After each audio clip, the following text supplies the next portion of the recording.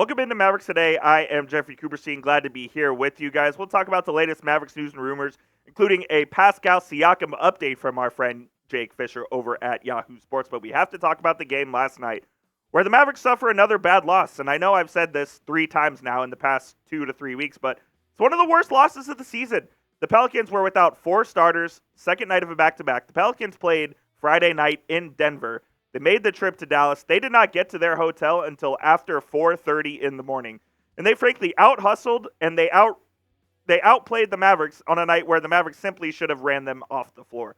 The Pelicans were without 4 key starters, including Zion Williamson, and they were able to just out-physical the Mavs. And yes, we know the Mavs' issues are well chronicled as far as their rebounding and overall physicality goes. And we'll get into more about the physicality here in just a moment. But when you're without these guys and you don't get in until 4 a.m., you're without Zion Williamson, without Brandon Ingram, without Trey Murphy, without CJ McCollum, the Mavericks should be able to win a game like that. And yeah, of course the Mavericks were without Luka, they were without Lively, without Dante Exum. So they're without 3 starters as well. But when you have the likes of Kyrie Irving, the likes of Tim Hardaway Jr., you should be able to outscore a team that lost basically over 60% of their scoring from the evening. Jordan Hawkins, rookie out of UConn, led the way for the Pelicans. He had over 30 points, a career high in his young career. And I really do like Jordan Hawkins, but when he's the best player, he's the one that's torching the Mavericks. It's just not a good loss. And once again, the Mavs just lose a game that they shouldn't lose. And until they really figure that out, they will not be a true contender in the Western Conference. You take a look at the bad losses they've had so far. This is just in 2024. The game against Cleveland, where they're up 10 points with 7 minutes left. No Donovan Mitchell in that game. No Evan Mobley in that game. And they end up losing there at the last moment because they couldn't execute late game. Against the Memphis Grizzlies without Ja Morant, and they're on the second night of a back-to-back. They came into Dallas, put up 120 and won 120 to 103. And then last night against the Pelicans, another situation where the team is on less rest than the Mavericks are. They are less healthy than the Mavericks are, and they end up winning the game when they simply should not. Look, the Mavericks got to find a way to be able to win these games. Otherwise, they are not going to be a contender for the Western Conference. They had a complete lack of energy, and I don't want to say lack of care because I don't think that's fair to them, but they had multiple chances to be able to take the lead and assert their dominance on a team that they frankly should have, and they couldn't do it. Jason Kidd was asked last night in postgame about why the lack of energy and lack of effort, and this was his response. He said, you'll have to ask them. I'm just the coach.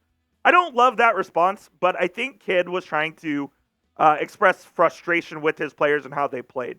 Obviously, it's the coach's prerogative in order to help the players get ready to play a game, whether it's game 60 in the middle of January or it's game 1 or game 82. It's their responsibility to have their teams ready to play on any given night. The Mavericks simply weren't ready to play this game, and it showed on the court, resulting in another embarrassing 10-point loss for the Mavericks.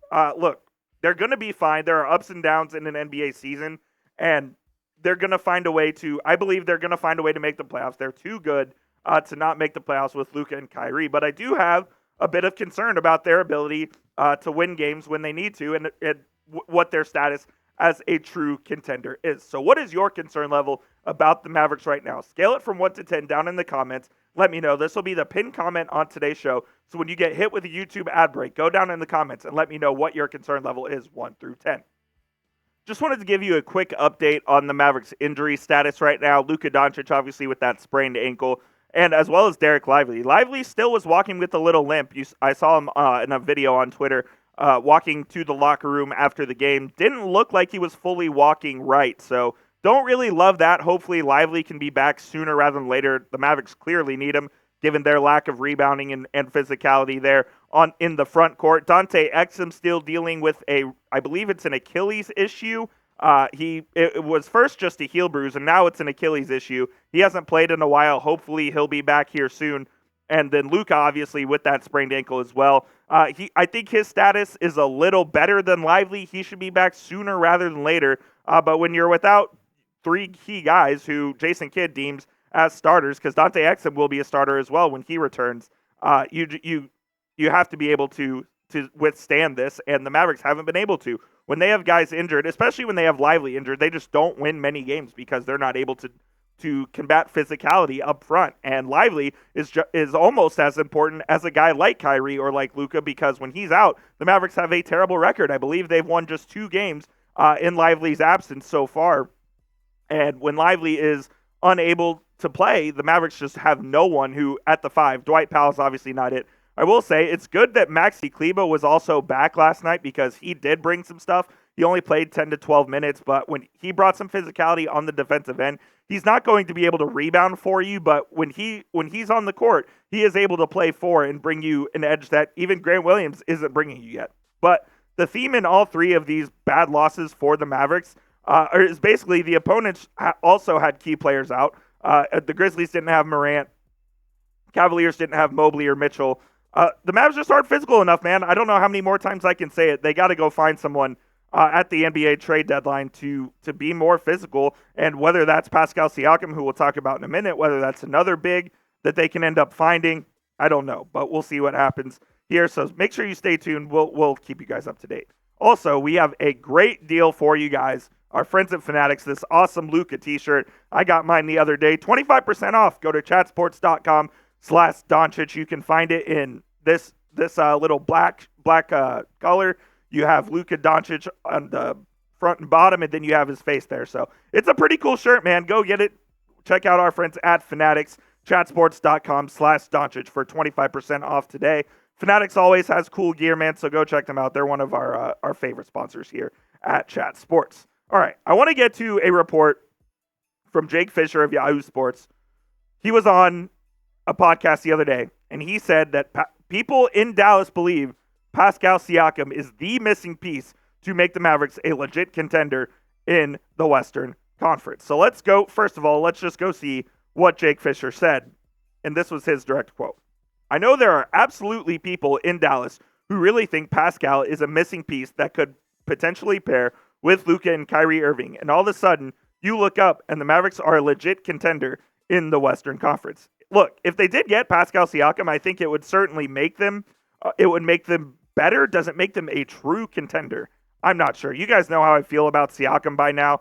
It's just one of those things where I don't want to sign him to a max deal, man. I don't believe that he is the guy that the Mavericks should sign to a contract that extends after Luka and Kyrie's contracts are up. I like Siakam, the player. I think he's really good. I think he fits what the Mavericks are trying to do.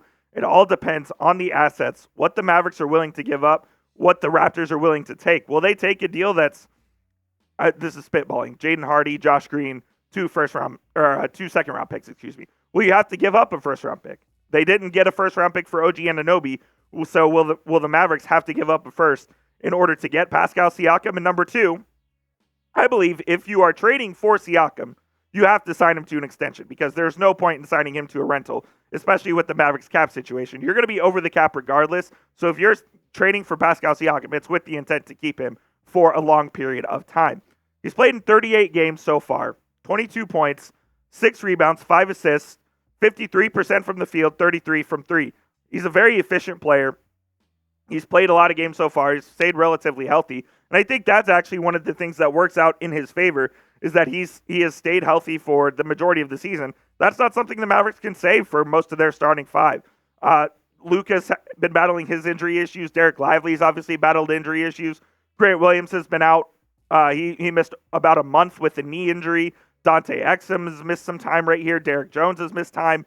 A lot of people on the Mavs have missed time. So if you get a guy who can play heavy minutes, who can play on those nights where Luka Doncic is out, where Kyrie Irving might be out on the second night of a back-to-back, if you can find guys to pick up the slack, that would be absolutely huge for the Mavericks going forward. Is he the missing piece to make the Mavericks title contenders? I don't know if I'm willing to go that far. You guys let me know in the comment section. Do you believe Pascal Siakam is the missing piece? Type Y for yes, type N for no down in the comment section. I'm going to go ahead and type no. I don't believe he is the missing piece, because I don't think he makes the Mavericks the favorites for the NBA title. I don't think he makes the Mavericks the favorite in the Western Conference to even reach the NBA Finals. But you guys let me know regardless what you think down in the comments. And be sure to subscribe to the channel, because we'll be keeping you up to date with all the latest Mavericks news and rumors heading towards the NBA trade deadline. We're about 25 days or so. What do we have here? January 14th, February 8th. Wow, it's closer than I actually thought. So stay tuned. We'll see what Mavs GM Nico Harrison, what Mark Cuban wants to do with this Mavericks roster. I do believe they will make a move. It's just a matter of what they do. So stay locked in. We'll keep you guys updated. They play tomorrow, 1:30 matinee, Martin Luther King Day game. We might have a video after that. I know Harrison and I have a lot of other duties here at Chat Sports, so we'll see. But we'll stay up to date. We'll keep you guys updated. See you guys later.